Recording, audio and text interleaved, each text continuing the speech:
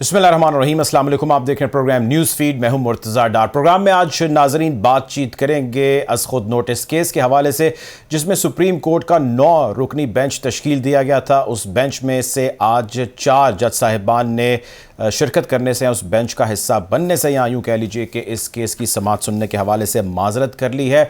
इन जज साहिबान ने अपने अपने कंसर्न्स पेश किए हैं। बकिया 5 रुकनी बेंच ने इस केस की समाअत की है और इस समाअत के हवाले से तमाम पहलुओं के हवाले से जायज़ा लिया गया है। इलेक्शन की तारीख 90 रोज़ कब जो है वो मुकम्मल होने हैं और तारीख क्या है, इसके हवाले से भी इस्तफसार किया गया है।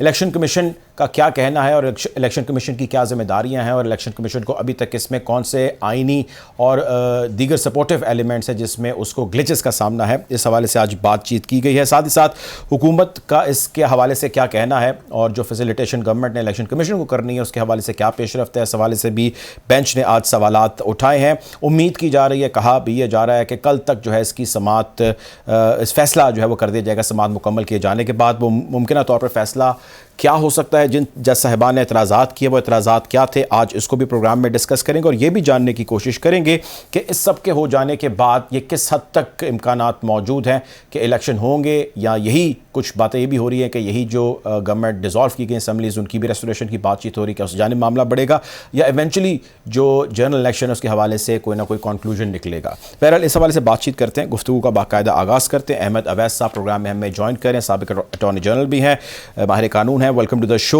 अवैस साहब। सर, सबसे पहले तो मैं चाहता हूँ आप ये फरमाइए, जो आज सुप्रीम कोर्ट के अंदर केस की समाअत हुई जिसमें 4 जज साहिबान ने जो है वो माजरत कर ली, अभी तक की कार्रवाई पेशरफ्त को आप कैसा देखते हैं, और जिन जज साहिबान ने एतराज़ात रेज़ किया ऑनरेबल जजेस ने, उसके हवाले से आपका क्या ओपिनियन है?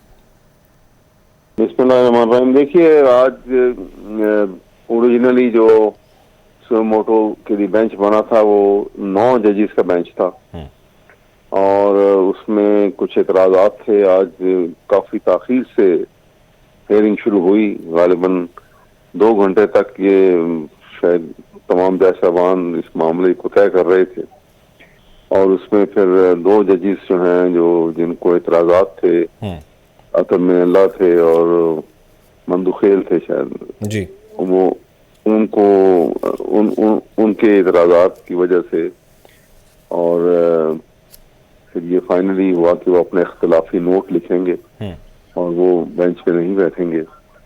और 2 जज साहबान जो जिनके ऊपर वैसे इन्होंने और पीपी ने इतराज़ात उठाए थे, जस्टिस एजाजुल हसन थे और जस्टिस मुज़ाहिर नकीब जी, तो उन दोनों जज साहबान ने वॉलंटियर किया, कर दिया कि ठीक है हम भी नहीं बैठते, ताकि इस तरह से 4 जो है वो उनको उनके बगैर फिर बना दिया गया कि वो बाकी जो है वो इसको जजेस में 5 जजेस बैठेंगे, इसमें से वो उनके भी अपने कुछ एतराज़ात थे। मसलन मंसूर शाह साहब के एतराज़ ये था कि ये बेंच जो है ये सो मोटो का नोटिस नहीं होना चाहिए था, इसी तरह से। लेकिन बहरहाल आज बड़ी अच्छे माहौल में और अच्छे तरीके से इसके ऊपर हेयरिंग जो है 5 जज साहबान ने बाकायदा हेयरिंग की है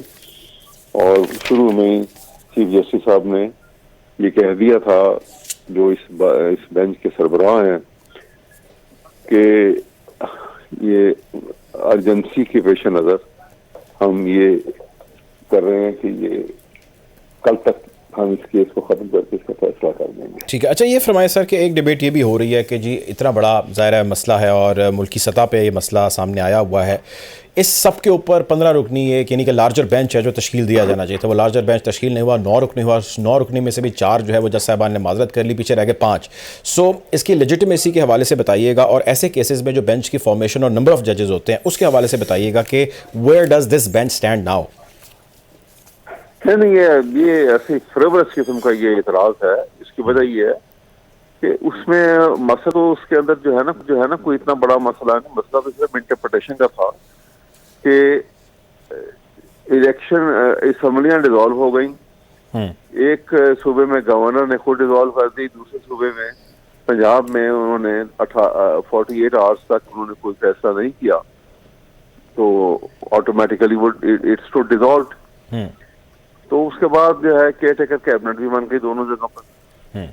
और उसके बाद ये था कि गवर्नर ने डेट अनाउंस नहीं की, और फिर ये सिलसिला शुरू हुआ कि जी इलेक्शन कमीशन ने करनी है, इन्होंने कर रही है, और फाइनली प्रेसिडेंट ऑफ पाकिस्तान ने अंडर सेक्शन 57 नोटिस इशू, एक लेटर लिखा to the chief election commissioner कि भाई आप आओ मशवरा कर, मुशावरत से इसका फैसला करते हैं, इलेक्शन की डेट अनाउंस की जाती है।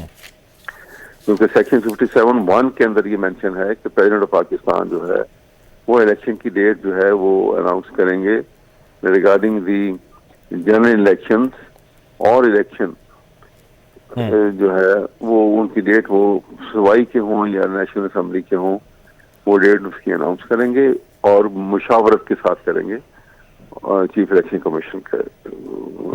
कमीशन के साथ। ठीक है। और उसके बाद बाकी शेड्यूल के सिलसिले आगे शुरू हो जाते हैं। तो ये अब सिलसिला आज सारी बहस जितनी भी चली, जो मुझे महसूस हुआ कि जज साहबान का इसके ऊपर कंसेंसस वाज़ह नजर आ रहा है कि वो इलेक्शन विद इन 90 डेज के ऊपर तो कन्विंस हैं कि ये टाइम बढ़ाया नहीं जा सकता। अब सिर्फ जो बात यह है कि क्या वो डेट अनाउंसमेंट जो है वो गवर्नर ने करनी थी या वो इलेक्शन कमीशन ने करनी थी, नेशनल कमीशन ने करनी है, इलेक्शन कमीशन ने, या प्रेसिडेंट ऑफ पाकिस्तान ने। ठीक है, ठीक है। आप मेरे साथ रहिए, इसके हवाले से कुछ पॉइंट्स हैं मैंने आपसे जानने, आप मेरे साथ रहिएगा। मिर्जा साहिबा हमें ज्वाइन करें प्रोग्राम में, सीनियर जर्नलिस्ट हैं, एनालिस्ट हैं। वेलकम टू द शो सना मिर्जा साहिबा। सना मिर्जा साहिबा, मैं आपसे ये जानना चाहूँगा, जो आज सुप्रीम कोर्ट के अंदर समाअत हुई खुद नोटिस केस की, जिसमें 4 जज साहिबान ने, ऑनरेबल जजेस ने जो है वो इस बेंच का हिस्सा बनने से माजरत कर ली। सबसे पहले तो मैं चाहता हूँ इस बेंच की फॉर्मेशन के हवाले से आपका ओपिनियन क्या है, और जिन जज साहिबान ने माजरत की और अभी तक जिस ट्रेजेक्ट्री के अंदर ये केस बढ़, इसकी समाअत हो रही है, how do you analyse the overall situation?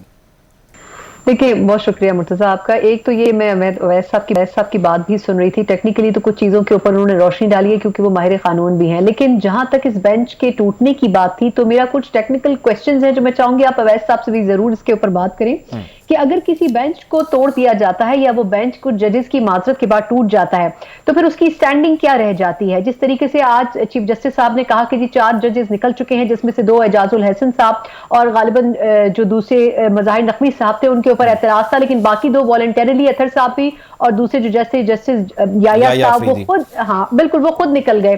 तो एक तो ये कि अगर बेंच टूट जाता है तो क्या ये सही नहीं होता कि चीफ जस्टिस साहब दोबारा बेंच अनाउंस करें बजाय इसके कि उसी बेंच को कंटिन्यू करवाया जाए। फिर इसमें दूसरा टेक्निकल एस्पेक्ट ये था कि जो 2 सीनियर तरीन जजेस हैं after the chief justice of Pakistan, justice Qazi Faez Isa साहब और तारिक मसूद साहब, उनको अगर इस बेंच में शामिल नहीं किया गया तो इसकी क्या वजह हो सकती है, और क्या फिर उस तरह के बेंच को हम कंप्लीट बेंच तस्वुर करेंगे। फिर इसके अलावा जहां तक इस बेंच की किस एस्पेक्ट के ऊपर यह काम कर रहा है, तो अगर आप थोड़ा सा बैकग्राउंड इसका जाने तो इसका बैकग्राउंड ये था कि जो सीसीपीओ साहब थे डोगर, उनके हवाले से एक केस था जिस केस की समाअत के दौरान एजाजुल हसन साहब और इसके अलावा मज़ाहिर नकवी साहब ने रिमार्क्स दिए थे अपने फैसले में कि जी आप इसके ऊपर एक नोटिस लें और फिर उस केस को लेकर चलें। तो क्या वो 2 जजेस जिनके ऊपर पहले ही पीडीएम या फिर इस वक्त की जो मौजूदा हुकूमत है वो क्वेश्चन उठा रही है, वो क्वेश्चनेबल थे कि उनको इस किस्म के रिमार्क्स देने चाहिए थे और उसके ऊपर चीफ जस्टिस साहब को खुद नोटिस देना चाहिए था। ये बात मैं इसलिए कह रही हूं कि जस्टिस अतर मिनुल्लाह साहब ने यही सेम रिमार्क्स पॉइंट आउट किए थे कि जी क्या इस केस का सुनना बनता है, और अगर बनता है तो पहले तो ये बताएं कि क्या उन असेंबलियों का डिसॉल्व होना बनता है या फिर नहीं। मैं चाहूंगी कि अवैस साहब की मौजूदगी का हम फायदा उठाएं। 2 मरतबा, सिर्फ काइंडली मैं लास्ट पॉइंट कंक्लूड कर रही हूं कि 2 मरतबा ऐसा हुआ 1989 में और 1993 में, एक मरतबा लाहौर हाई कोर्ट में और इसके अलावा एक मरतबा बलूचिस्तान हाई कोर्ट में जब उनकी सूबाई असेंबलियों को डिसॉल्व किया गया, एक मरतबा मंजूर भट्टू साहब के कहने पर और दूसरी दफा जफरुल्लाह जमाली साहब के कहने पर। तो क्या उन दोनों दफा उन दोनों जो हाई कोर्ट्स थी उन्होंने इंटरवीन नहीं किया और उन्होंने ये नहीं कहा कि अवाम की मफाद में नहीं है, मुल्क अफोर्ड नहीं कर सकता, और उन्होंने 1 से 2 माह के अंदर उन असेंबलियों को रेस्टोर कर दिया। तो मैं सिर्फ ये जानना चाहती हूं अवैस साहब से भी कि क्या इन असेंबलियों को रेस्टोर करने की तरफ जाया जा सकता है या फिर ये होगा कि सिर्फ 90 डेज के अंदर इन इलेक्शंस की तरफ जाया जाए। अवैस साहब से पूछ लेते हैं, मैं भी जानना चाहती हूं। बिल्कुल ठीक है अवैस साहब, आप अगर सुन पाए सना साहिबा को तो मैं उसी चीज को दोहरा देता हूं वेरी क्विकली। बेंच के अंदर से 4 जज साहिबान ने माजरत कर ली, इसको बेंच टूटने की मतलब हम इस्तिलाह दे सकते हैं कि नहीं, और अगर ये बेंच टूटना नहीं है तो क्या इसका नया बेंच या न्यू बेंच फॉर्मेशन हो जानी चाहिए थी, एक चीज़। और दूसरी चीज़ ये कि असेंबली रेस्टोरेशन के हवाले से मैंने पहले भी आपसे बात की, हम रेफरेंस दे रही हैं 89 में 93 में हुई, तो क्या इसकी रेस्टोरेशन मुमकिन है by the end of this case hearing? पहली बात तो ये है, देखिए कि 371 मेंबर हैं पंजाब असेंबली के, ठीक, जिसमें से 186 तो थे इनके जो कोलिशन गवर्नमेंट थी, पीटीआई की और काफ की। किसी एक मेंबर ने भी ये एतराज नहीं किया कि असेंबलियां क्यों टूटी या नहीं टूटनी चाहिए थी। तो इसलिए ये एतराज जो है ये अदालत या जज साहबान ये एतराज नहीं ले सकते कि असेंबलियां क्यों टूटी हैं। कोई किसी ने ऑब्जेक्शन ही नहीं दिया ना, इसलिए कंसेंसस बड़ा क्लियर है इसके ऊपर। ये बात बहस ये आई थी, पूछा गया था, और यही वजह है कि फिर इसके ऊपर क्वेश्चन जो है वो किसी जज साहबान जो बैठे हैं अब 5 जजेस, इसके ऊपर कोई एतराज नहीं है अब इस वक्त कि ये कौन सी इनके दोबारा असेंबलियों को रेस्टोर किया जाए, क्योंकि ये बिल्कुल ये कॉन्स्टिट्यूशनल एक प्रेरोगेटिव है चीफ मिनिस्टर का, और उसके वो इख्तियारात को इस्तेमाल किया गया है। और उसके ऊपर अगर वो गलत तरीके से तो इलीगली, वो पहली जिसकी ये बात कर रही है उसमें एक में तो था नो कॉन्फिडेंस मोशन आया हुआ था और असेंबलियां डिसॉल्व की थी, वो इलीगल थी। वो हाई कोर्ट का लार्जर बेंच का फैसला भी है जिसमें मियां महबूब साहब गालिबन चीफ जस्टिस है और उनका वो साथ लार्जर बेंच था, जिसमें उन्होंने ये फैसला किया था कि नहीं वो गलत है, वो नहीं इसको रिस्टोर करना चाहिए। वो सूरत हाल मुख्तलिफ। दूसरा क्वेश्चन ये था न्यू बेंच फॉर्मेशन का।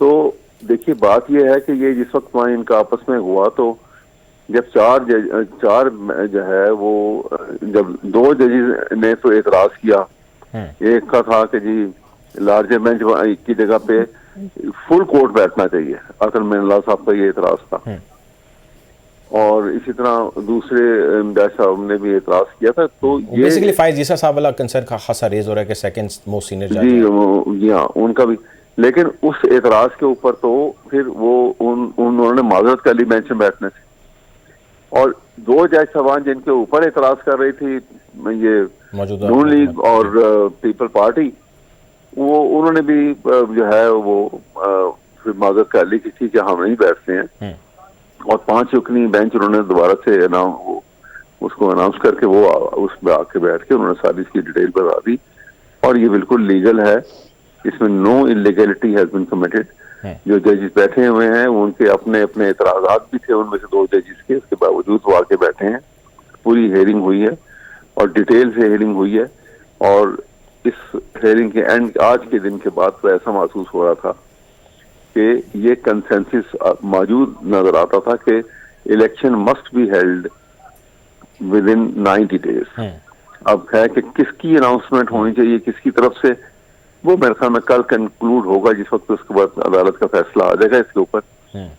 आपकी वैसे सर अपनी आपकी ओवरऑल क्या अंडरस्टैंडिंग है, ये किसने अनाउंस करनी है? मेरा ख्याल है कि ये सवाल ये है कि जो फाइनली अनाउंसमेंट जो है ऐसी सूरत में तो प्रेसिडेंट ऑफ पाकिस्तान की तरफ से जो हुई है वो सेक्शन 57 के तहत, कि जिसके ऊपर आगे इसके ऊपर आइन अगर खामोश है तो स्टैट्यूट जो है उसके ऊपर आप उस चले जाएंगे।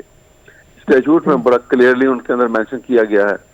तो मेरा अपना ख्याल ये है कि प्रेसिडेंट ऑफ पाकिस्तान को जो इख्तियारात उन्होंने इस्तेमाल किए हैं वो बिल्कुल कानूनी है, और पाकिस्तान का आइन और उसके बाद ये जो स्टैट्यूट है इलेक्शन एक्ट 1917 का 2017 का, वो उनको इजाजत देता है इस बात। तो यही उस कंसेंसस लगता है कि ये कैरी आउट होगा। बहरहाल ये फैसला तो अदालत ने करना है, और ये कल at the end of the होगा, और अदालत इस एतबार से भी कि वो इस बात के माइंडफुल हैं कि ऑलरेडी टाइम गुजर गया है, इसी वजह से उन्होंने कहा है कि इसको हाथ करो सामने, चाहे कल कितनी भी देर हो जाएगी बेंच बैठा रहेगा और इसको कंक्लूड करके कल फैसला करेंगे। आखिरी सवाल सर, ये आज भी इस हवाले से जिक्र हुआ कि इलेक्शन कमीशन कहता है ना हमारे पास पैसे हैं, ना हमारे पास रिसोर्स है, ना सिक्योरिटी है। आपको क्या लगता है कि जब जिस मशीनरी ने सारा कुछ ये करना है उसके पास उसके औजार ही नहीं, पुर्जे नहीं, पेट्रोल नहीं, तो वो किस तरह सारा मैनेज कर पाएंगे? बेशक अदालत इसके हवाले से हुक्म सादिर कर दे, देन व्हाट्स नेक्स्ट, क्या होगा? देखिए ना, ये जो डबल स्टैंडर्ड है ना, एक तरफ तो 40 रुकनी काबीना होनी चाहिए थी जो उससे डबल से भी ज्यादा है, गालिबन 85 है कितनी रुकनी काबीना है। तो अगर पैसे नहीं आपके पास हैं तो ये इतना फजूल खर्ची जो है और इतने लेविशली जो खर्च किया जा रहा है वो क्यों किया जा रहा है? जज साहब ने तो आज क्रिकेट PSL जो चल रहा है उसके हवाले से रिमार्क्स, ये क्रिकेट हो सकती है मुल्क में तो इलेक्शन क्यों नहीं हो सकता? और इलेक्शन का इसीलिए ना सवाल ये है कि ये जो वो एक और बात देखने वाली है, सबसे अहम बात जो देखने वाली है वो ये है कि बदहाली की सबसे बड़ी वजह क्या है। इलेक्शन जो है वो अगर अर्ली अनाउंस हो जाते, जिस तरह केयर टेकर गवर्नमेंट ये जो आके और इसको इलेक्शन करा के खत्म करती, क्योंकि जिस वक्त नो कॉन्फिडेंस के बाद आके जब ये इनकी PDM की हुकूमत बैठी है, आपको मालूम है कि उस वक्त 12 बिलियन डॉलर उस वक्त रिजर्व थे, ठीक, और आज वो 1.5 बिलियन से भी कम हो गए हैं। क्यों? बिल्कुल ठीक। सना एक पॉइंट रेस करना चाह रही हैं, अगर सर उसको शामिल कर लें। जी सना साहब, आप कुछ कहना चाह रही हैं? मैं वैस साहब से एक छोटी सी रहनुमाई चाहती हूँ और मैं चाहती हूँ कि हमारे इल्म में भी इजाफा हो। सर जिक्र कर रहे हैं कि जी इलेक्शन एक्ट 2017 की जो शिक 57 है, गालिबन ये उसका हवाला दे रहे हैं जिसके तहत सदर मुमलिकत जो है वो इलेक्शन की तारीख दे सकते हैं, क्योंकि गालिबन एक प्लेटफॉर्म पे इस हवाले से इलेक्शन कमीशन से भी इस हवाले से मुआवजा जो ली गई है, तो उससे ये कहा गया है कि जी ये उस सूरत में हो सकता है जब कौमी असेंबली अपने 5 साल पूरे करती है तो सदर मुमलिकत इलेक्शन कमीशन की मुशावरत से कौमी असेंबली के इंतखाबात की तारीख दे सकते हैं। ये इलेक्शन का जो एक्ट है 2017 उसकी शिक 57 के मुताबिक इलेक्शन के हवाले से भी या असेंबलियों को डिसॉल्व करने के हवाले से भी उस पर पूरा उतरता है या नहीं है, इस पे अगर जी वैसा प्लीज सर आप उसकी लैंग्वेज देखें तो उससे बड़ा क्लियर हो जाता है। ये जो है ना ज़िमनी इलेक्शन में नहीं आता, वो इसमें कोई शक नहीं है, ये उसको कवर नहीं करता। और ये ज़िमनी इलेक्शन की तो बात भी नहीं है यहाँ पर। यहाँ तो बात जो है वो जनरल इलेक्शन की बात हो रही है इस वक्त। और जनरल इलेक्शन के अंदर ये बात इतनी वाज़ेह है कि वो इलेक्शन लिखा हुआ है कि जनरल इलेक्शन नेशनल और सूबाई और provincial.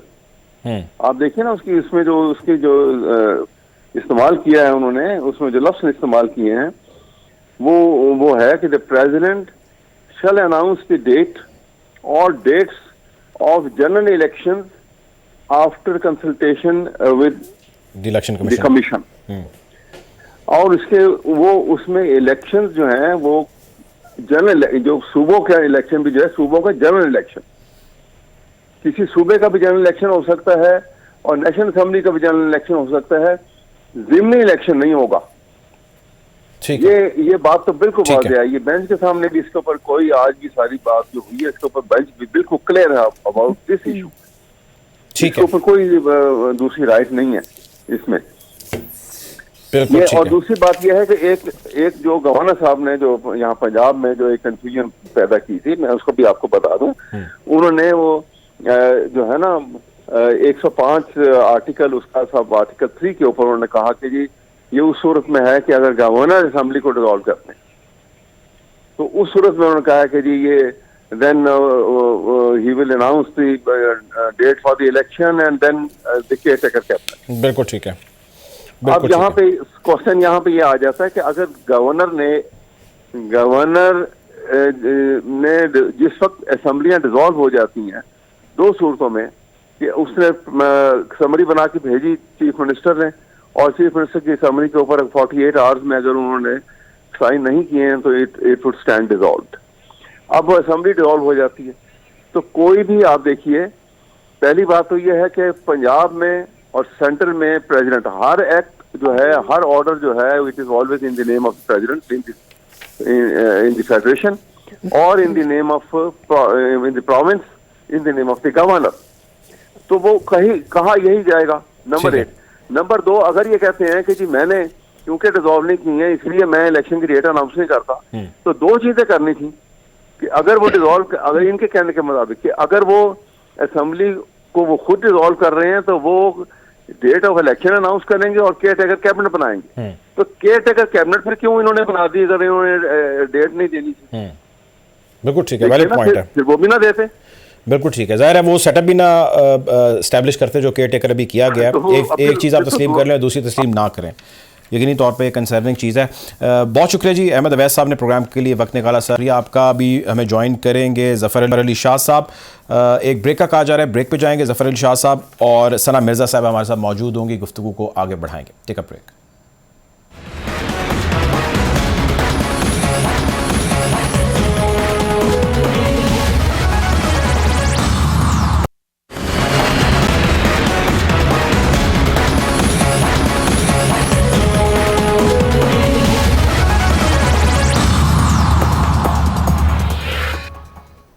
Welcome back after the break. Programme में गुफ्तगू का सिलसिला जारी है। सुप्रीम कोर्ट में आज अज़ खुद नोटिस केस की समाअत के हवाले से मेरे साथ प्रोग्राम में मौजूद हैं सना मिर्ज़ा साहिबा और साथ मौजूद हैं Zafar Ali Shah sahab. Welcome to the show Shah साहब।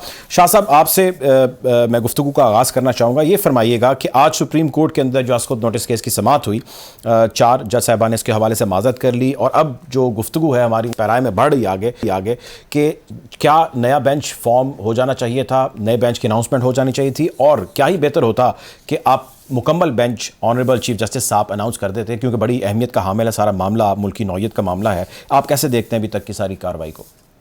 देखिए डॉक्टर साहब, बड़ी अहमियत का अमल था तो तभी इसीलिए तो ये सूरत हाल हुई है कि ये कोई फर्क नहीं पड़ता कि मेंबर कितने थे या ये, इसको भी हम लार्जर बेंच कहते हैं।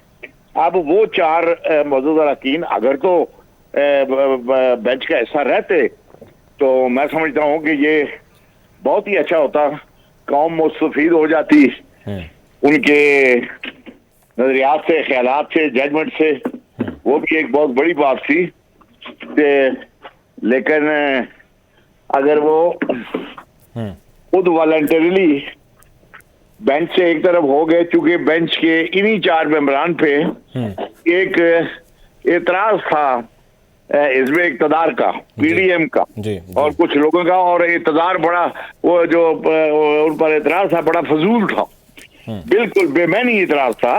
बेंच बनते रहते हैं, टूटते रहते हैं। मैं तो खुद चाहता था, जिस आपने फरमाया कि अगर वो हिस्सा रहते तो ठीक थे, लेकिन अगर वो हट गए तो मैं समझता हूँ ये भी एक बहुत बड़ी एक आला ज़र्फी की बात है कि कम अज कम पीडीएम को और वो हज़रात जो कि इन लोगों से खुश नहीं थे, खौफ था इनको, खौफ ही की वजह से तो सारे ये असल में मसला ही सारा खौफ का है कि ये इमरान खान साहब से भी खौफजदा हैं, पीटीआई से भी खौफजदा हैं, 22 करोड़ आवाम के जो पब्लिक ओपिनियन इस वक्त कैप्चर कर रहे हैं इमरान खान साहब, उससे भी ये खौफजदा है। तो मैं समझता हूँ कि कोई फर्क नहीं पड़ता।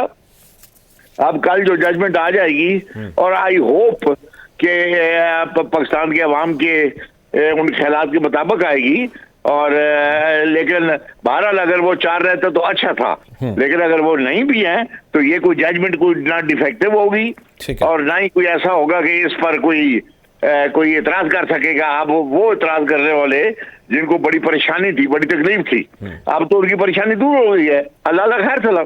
ठीक है, आप मेरे साथ रहेगा, इसके हवाले से बात करते हैं। सना मिर्ज़ा साहब ये फरमाइएगा कि हम कल तो एक्सपेक्ट कर रहे हैं, जिस जज साहब ने फरमाया, बेंच ने कहा कि जी कल इसका फैसला मुमकिन तौर पर हो जाएगा। अब ये इसका ज़ाहिर एक आईनी पहलू है और जब डिटेल जजमेंट या शॉर्ट जजमेंट जब सामने आएगी तो काफ़ी क्लैरिटी हो जाएगी। लेकिन अदर दैन दैट पैरेलल एक और मामला चल रहा है और वो कुछ दिनों से चल रहा है या कुछ हफ्तों से चल रहा है, और वो ये है कि पीडीएम बिलखुसूस नून लीग, और नून लीग में भी बिलखुसूस मरीम नवाज साहिबा और उनके कैंप के अंदर जो लीडरशिप आती है, जिसमें तारड़ साहब का नाम ले लें, आप तलाल चौधरी साहब का नाम ले लें, एक बहुत मुनज़्ज़म तरीके से खुल्लम खुला जलसों के अंदर जज साहिबान के ख़िलाफ़, जो हाज़िर सर्विस जज साहिबान हैं, उनके ख़िलाफ़ एक कैंपेन कह लें या इल्ज़ाम तराशी कह लें। आप जानती हैं कि अभी उन्होंने रिसेंटली एक बड़ा जलसा किया और उसके अंदर भी उन्होंने 2 सिटिंग जज साहिबान की तस्वीरें भी चलाई और उनके ऊपर जो एलिगेशन है अभी उन्होंने रेस करने थे वो भी किए, माजी में भी किए। मतलब हमने तो जो पढ़ा मीडिया में, पैमरा के कोड ऑफ कंडक्ट पढ़े, हमने वैसे ओवरऑल जो मुल्की आइन पढ़ा, ऑनरेबल कोर्ट्स की, जज साहिबान की इस किस्म की कैंपेनिंग करना, हर्जा सराई करना या ओवरऑल विंजिंग करना अबाउट दी जजेस and the courts, knowing the fact कि इन्हीं जो लीडर हैं मरीम नवाज साहिबा, उन्होंने, आपको याद होगा, एक बड़ी एक प्रेस कॉन्फ्रेंस हुई थी जिसमें बेंच फिक्सिंग जैसे इल्ज़ामात भी इनके ऊपर लगाए जब चीफ जस्टिस साहब उस 3 रुकनी बेंच का हिस्सा थे, जब सीएम वाला मामला था, और इसके ऊपर अदालतों का सुओ मोटो ना लेना और कंटेम्प्ट के चार्जेस ना लगाना, आपको लगता है कि ये जस्टिफाइड है? ये करना चाहिए पीडीएम की जमात को, नून लीग को, मरीम साहिबा को? देखिए, मेरा ख्याल है कि एक तो पीडीएम है और एक मरियम साहिबा हैं। मैं इन दोनों को इकट्ठा नहीं कंसिडर करती। उसकी वजह यह है कि इस वक्त ओवरऑल मुस्लिम लीग नून भी जहां पर है वहां पर मरियम साहिबा हमें नजर नहीं आती हैं। मरियम साहिबा का जो तर्ज सियासत है वो एक तो जारहाना भी है, फिर उसमें हमेशा एंटी एस्टेब्लिशमेंट बयानियां हावी रहा है, और अब उसके अंदर जो रिसेंटली एडिशन है वो है अदलिया के खिलाफ बयानियां। और ऑब्वियसली ये बनता भी है क्योंकि इस हवाले से जिस किस्म के फैसले आ रहे हैं, जिस तरीके से केसेस हो रहे हैं, और उसमें उनको लगता है या उनकी जमात को लगता है कि खान साहब को फैसिलिटेट किया जा रहा है, स्पेशली पंजाब के अंदर, तो मेरा ख्याल है कि मरियम साहिबा से ये एक्सपेक्ट किया जा सकता है, क्योंकि मरियम साहिबा जो है वो मॉडरेट सियासतदान नहीं कंसिडर की जा सकती हैं, वो एग्रेसिव पॉलिटिक्स करती हैं। दूसरी बात यह है कि मरियम साहिबा ने अभी भी, आज भी जो जलसे में गुफ्तगू की है, आज भी उन्होंने जो तकरीर की है, उसमें भी उन्होंने बड़ा फोकस रखा है। लेकिन इसमें एक हैरान कुन एलिमेंट ये है कि अगर आपको 2 रोज पहले की, माजरत के साथ कल की, अगर आपको बिलावल भुट्टो साहब की स्पीच अगर याद हो, जो उन्होंने 1973 के आइन की जो गोल्डन जुबली की तकरीब थी उससे खिताब किया, उन्होंने उसमें बड़ी इंपॉर्टेंट बातें की हैं, और वो बेसिकली मरियम साहिबा की गुफ्तगू को इंडोर्स किया है, लेकिन मैच्योर तरीके के साथ। उन्होंने बड़ा क्लियर कहा है कि जी कोई मुकद्दस गाय नहीं होनी चाहिए, और आपको क्या पता, आपको तो मालूम ही नहीं है। अवाम को मुखातिब करते हुए उन्होंने कहा कि एक ऐसा कानून भी आने वाला है जिसके बाद आप एस्टेब्लिशमेंट पे और अदलिया के ऊपर तनकीद करेंगे तो आपके ऊपर कानूनी कार्रवाई की जाएगी। तो हम, यानी कि पार्लियामेंट जो है वो कब तक ऐसी कानून साजी को सपोर्ट करते रहेंगे? यानी कि वो सियासतदानों से बहैसियत पाकिस्तान पीपल्स पार्टी चेयरमैन मुखातिब थे कि जनाब आपको अब ये नहीं करना चाहिए कि किसी एक को मुकद्दस गाय बनाए, आपको अब सबके लिए एक असूल करना चाहिए। तो मेरा ख्याल ये है कि एक जो anti establishment criteria Pakistan Peoples Party का रहा है, लेकिन उसमें वो थोड़ा सा बेहतर तरीके से खेलते हैं as compare to Maryam Nawaz sahiba. तो थोड़ा सा उनको ये भी लर्न करना चाहिए कि सियासत जरूर करें, मैं मरियम साहिबा की बात कर रही हूँ, लेकिन वो इदारों के हवाले से बात करते हुए एहतियात करें, क्योंकि इस्लामाबाद में खबरें ये हैं कि हो सकता है इन केसेस वगैरह की हैक्टिक उससे जब ये फारिग होंगी कोर्ट, तो हो सकता है उनके हवाले से कोई तौहीनी अदालत जो है उसकी कार्रवाई भी, क्योंकि सना साहब लोग सवाल ये रेस करें कि इमरान खान जलसे के अंदर खड़े होकर डीआईजी, आईजी, एसपी गालबन थे और उस वक्त की मजिस्ट्रेट साहिबा थी, उनके खिलाफ से ये बयान देते हैं या कहते हैं जी मैं आप लोगों को देख लूंगा जब हम ताकत में आएंगे। आपको याद होगा जो उन्होंने दिया, फिर उनको कंटेम्प्ट का उनके ऊपर चार्ज लगा। तो on this against a magistrate आप ऐसी स्टेटमेंट दें, you get caught. On the other hand Maryam साहबा बेंच फिक्सिंग के या जलसे के अंदर जो कुछ वो करें, उनको एग्जाम्पशन मिल जाए, लोग इसके ऊपर बड़ा एतराज़ उठा रहे हैं और वो कहते हैं कि जी फेवर तो नून लीग की हो रही है, मरियम की हो रही है, खान साहब की थोड़ी हो रही है। देखिए, खबरें यही हैं वैसे इस्लामाबाद में कि मुमकिन तौर पर हो सकता है कि उनके खिलाफ तौहीन अदालत की कार्रवाई हो जाए, लेकिन इसमें क्योंकि अभी ऑब्वियसली कोर्ट में बड़े इंपॉर्टेंट केसेस हैं जिसमें ये सारी फहरिस्त हैं। फिर कार्रवाई होनी चाहिए वैसे इनके खिलाफ कंटेम्प्ट की, क्योंकि उन्होंने कंटेम्प्ट की है। अगर मैं पर्सनली ये समझती हूँ कि मरियम साहबा को इस किस्म के स्टेटमेंट्स नहीं देने चाहिए, वो इन जनरल बात कर सकती हैं, जैसे पाकिस्तान पीपल्स पार्टी की लाइन रही है कि जी अदलिया को ये नहीं करना चाहिए या अदलिया को लाइन क्रॉस नहीं करनी चाहिए, अदलिया को अपने हुदूद में रहना चाहिए, लेकिन उसमें डायरेक्टली पॉइंट आउट करना हाजिर सर्विस जजेस के हवाले से मैं समझती हूँ ये गलत चीज है, ये उन्हें नहीं करनी चाहिए। अगर तो ऐसा है तो फिर सारे इदारों को इसमें होना चाहिए, फिर मेरी नजर में कोई भी मुकद्दस गाय नहीं होनी चाहिए। फिर आप एस्टेब्लिशमेंट के हवाले से भी खुलकर बात कर सकते हैं, फिर आप अदलिया पे भी कर सकते हैं, फिर आप सियासतदानों पे भी कर सकते हैं, लेकिन तफरीक नहीं होनी चाहिए कि आप एक या दो इदारों को या महकमों को आप निशाना बनाएं, लेकिन कुछ महकमों को आप छोड़ दें। तो पॉलिसी हो तो सबके लिए यकसा हो, वरना फिर पॉलिसी का कोई फायदा नहीं है। ठीक है शाह साहब, सर ये फरमाइएगा कि कोई मुकद्दस गाय नहीं होनी चाहिए, ये बात तो खैर हम कई सालों कई दहाइयों से सुनते आ रहे हैं, आपने माशाल्लाह कई हुकूमतें जाती भी देखी आती भी देखी। ये बताएं कि ये मुकद्दस गाय जो है ये पाकिस्तान में ख़त्म होगी कभी या ये रहेगी, और अगर ख़त्म होगी तो क्या यही तरीका कार रहा है उसके ख़िलाफ़ यूँ बढ़ने का जिस तरह बढ़ा जा रहा है हमारे पॉलिटिशियंस की जानिब से, regardless of any concern political party और स्पेसिफिक पॉलिटिकल पार्टी? डॉक्टर साहब, मैं नहीं समझता कि ये तरीकाकार जो है, ये सना बीबी ने भी यही बात की है, ये मुनासिब तरीका नहीं है इन बातों से, इस तरीके से। और बल्कि ये भी मैं आपको बता दूं कि हमारे आइन में है, हमारे आइन में हालांकि पार्लियामेंट जो है, पार्लियामेंट हमें हर किस्म की बात हो सकती है, हर किस्म की, लेकिन अगर कोई नहीं हो सकती तो वो जुडिशरी और आर्म फोर्सेस के खिलाफ नहीं हो सकती। लेकिन अब तो पार्लियामेंट रहेगी। अब तो हर गली मोहल्ले में और हर जगह पर जहां पर बीबी मरियम बीबी जाती हैं या कोई और जाता है, ये एक किस्म की मजाक बन गई है और टॉक ऑफ द कंट्री बन गया है कि ठीक है जी सबको लताड़े आओ, मतलब। लेकिन ये कोई मुल्क के इंटरेस्ट पे नहीं है, मुल्क के निजाम के इंटरेस्ट पे नहीं है, आइन के इंटरेस्ट पे नहीं है। लेकिन ये वो लोग जरूर किया करते हैं जो डेस्परेट हो जाते हैं। अब पाकिस्तान मुस्लिम लीग नून को है जो उनकी क़यादत जो है वो डेस्परेट हो गई है। वो जजों को अब देखे ना, ये मरियम बीवी मेरे लिए तो बच्चियों की तरह है, लेकिन वो मियां साहब को क्यों नहीं कहते कि इधर आए और अदालतों का सामना करें? ये क्या तरीका है? ये तो कोई तरीका नहीं है। लेकिन इस वक्त मसला असरदार साहब ये है कि पीटीआई और इमरान खान साहब एक सिंगल हार्स के तौर पर दौड़ते हुए चले आ रहे हैं पाकिस्तान की सर, इस हॉर्स को रोकने के लिए मियां साहब की वापसी के हवाले से बहुत सारी बातें हुई। आप नून लीग का बड़ा अहम रुकन रहे हैं काफ़ी साल। आप कोई अंदर की कहानी हमें बता दें, मियां साहब आते क्यों नहीं है, वजह क्या है? आपको तो बहुत सारी पता होंगी बातें जो आपने पहले नहीं कही होंगी, अभी बता दें फिर। मेरे नजदीक तो यही उनकी डिस्क्वालिफिकेशन है। ये वो कौन सा लीडर है जो मुल्क के अंदर, ये इमरान खान भी तो है, 20-24 मुकदमे इस पर भी बन गए हैं कि जमानतें करा रहा है, जख्मी है, इधर जा उधर जा। तो मियां साहब जो है वो क्यों नहीं आते, वो क्यों नहीं फेस करते? और जो लीडर अपने मुल्क में रहकर अपने मुल्क के निजाम, मुरवजा निजाम जो है उसमें अगर वो रहना पसंद ना करे तो क्या हम और आप जैसे गरीब लोगों को यहाँ पर छोड़ जाएगा? भाई ठीक है जी आप जाएं, जेलें भी भुगते और सब कुछ करें। ये एक उनका मैं समझता हूँ माइनस पॉइंट है और इसी पर उनको बहुत बड़ी मार पड़ेगी। क्रेडिबिलिटी जो है वो खत्म हो गई है, क्रेडिबिलिटी सर नहीं रहती। लोग इतने आप पागल नहीं है, लोग इतने बेवकूफ भी नहीं है। और अब आइन में भी अगर हो तो इनको आइन भी अच्छा नहीं लगता। असेंबलियां ना टूटे तो ये कहेंगी कि तोड़ता क्यों नहीं, और अगर वो तोड़े तो जनाब अब उनको परेशानी शुरू हो गई है।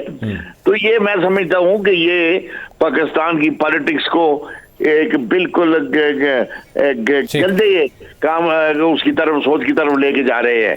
इनको अगर चाहिए, अगर साफ कोई बात नहीं, वो सियासतदान कौन सा जो हारता नहीं, हारते रहते हैं लोग, क्या नहीं हारते? क्या आपको ये लिखा हुआ है? ये भी पाकिस्तान के आइन में। इसमें शाह साहब से पूछें कि ये जो नवाज शरीफ साहब के हवाले से फैसले होते रहे तो उस वक्त की कोर्ट्स क्या इंडिपेंडेंट थी? और अभी खान साहब जो डर रहे हैं कोर्ट्स में जाते हुए, तो खान साहब के अगेंस्ट अगर फैसला आ जाएगा तो खान साहब क्या एक्सेप्ट करेंगे इसको? जी शाह साहब, मैं डिफर करूंगा आपसे। पहली बात तो ये है कि इमरान खान साहब कभी किसी तो कोर्ट में जाने से नहीं घबराते और ना ही उन्होंने कभी ना किया है। जख्मी हालत में, अभी तो परसों की बात है 3 दिन की, कि उन्होंने जाके अपनी लाहौर कोर्ट में गए हैं। वो कभी किसी अदालत से वो नहीं घबराए, छोटी से लेकर बड़ी से बड़ी तक। मतलब आप क्या समझते हैं कि जो इमरान खान साहब ने तकरीर की थी उसमें और उन्होंने एक जज का नाम लेकर, लोअर कोर्ट के जज का, वो भी काबिल एहतराम होते हैं कि मैं अगर हम आए तो हम अपनी कानूनी चाराजोई करेंगे, कानूनी कार्रवाई करेंगे। क्या उनके बयान में और मरियम बीबी के बयान में कुछ सना बीबी कोई फर्क आपको नजर आता है? सना बीबी ने तो एतराज किया, उन्होंने कहा कि जी मरियम साहिबा को नाम लेके इस तरह जजेस साहिबान के बारे में नहीं कहना चाहिए। तो खैर मेरे साथ रहिएगा। सना साहिबा ये फरमाएं कि ये तो ज़ाहिर अदालती मामला एक तरफ चल रहा है, बड़ी अहमियत का हामिल है और बहुत सारे लोगों के स्टेक इससे जुड़े हुए हैं, लेकिन इसी सबसना के अंदर अवामुन्नास जो इस वक्त हमारा शायद शो भी देख रही है, सड़कों पर मौजूद है, घरों में मौजूद है, सख्त परेशान है, नाराज़ है, नाला है, खफा है, और उसकी सबसे बड़ी वजह इस वक्त महंगाई की ताज़ा तरीन सूरत हाल है। मौजूदा हुकूमत ने जो कुछ भी किया और कर रही है, ये बताएं जो अवाम से वादा उन्होंने महंगाई के अजाब से, इमरान खान की झूठी फ्लॉड हुकूमत से निकलने के बाद लोगों को रिलीफ देने का किया था, जस्टिफाइड है ये जो कुछ हो रहा है?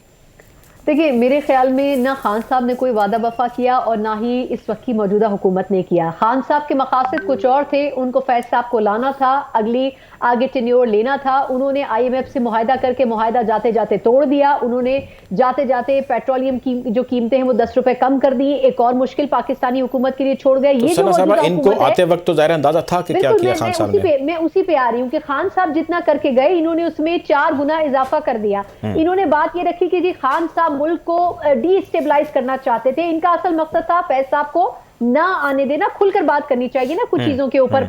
इनका असल मकसद ये था कि ना खान साहब अगली हुकूमत के लिए हो, ना ही उनके लाए हुए लोग हो या उनको लाने वाले लोग हो। इन्होंने उसके लिए हुकूमत ले ली। आज शहबाज शरीफ साहब खुद मानते हैं कि ना हमारी तैयारी थी, ना हमें इन चीजों का पता था। इस किस्म के जुमले माजी में खान साहब ने अवाम कहाँ पे जाए सना साहब, आप मुझे बताएं, वो तो पिस गए।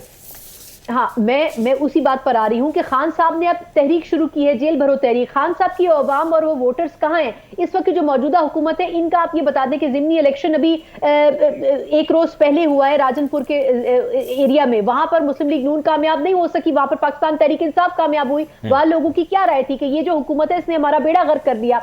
मेरा क्वेश्चन इसमें हमेशा नून लीग से ये रहा है, मैं बस लास्ट पॉइंट पे एड ऑन कर दूं इसमें कि नून लीग ने जो बात कही उसके ऊपर कायम नहीं रहे, और जिस असल मकसद के लिए नून लीग आई थी वो आज तक अवाम से छुपा कर रखा है। मिफ्ता इस्माइल साहब को बुरा भला कहती रही नून लीग, लेकिन आज डार साहब वही कुछ कर रहे हैं जो मिफ्ता साहब करना चाहते थे। तो फिर आपने 2.5 महीने का इंतजार क्यों किया? आपने हमें और क्राइसिस की तरफ धकेल दिया।